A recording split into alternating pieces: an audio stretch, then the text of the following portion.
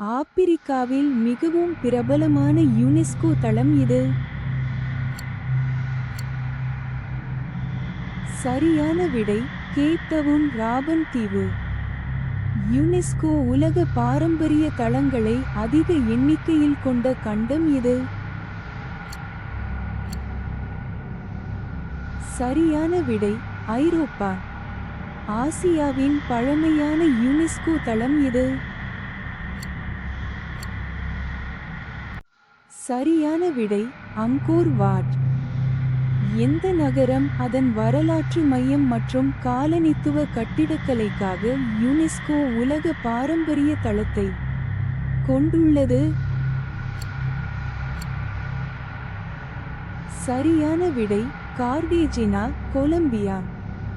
தென் அமெரிக்காவில் அதிகம் பார்வையிடப்பட்ட யுனெஸ்கோ தளம் இது.